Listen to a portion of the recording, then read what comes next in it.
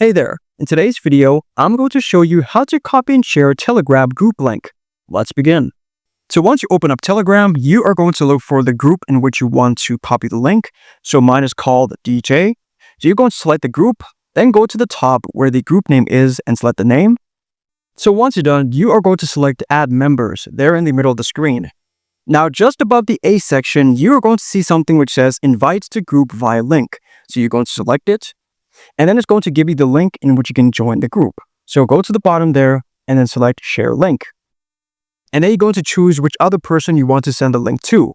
However, if you want to copy the link yourself and then send it to, let's say, Facebook or Twitter, then what you're simply going to do is go to the right side, select the 3 horizontal dots, and then select Copy. Now, please bear in mind that you'll only be able to share the link if you are the owner or an admin of the group. If you're not an admin and just a member, then you will not be able to share the link. And there you go. If this video helped you out, then please leave a like and consider subscribing. It's free, and it helps the channel to make more videos like this. Thanks for watching, and see you in the next one.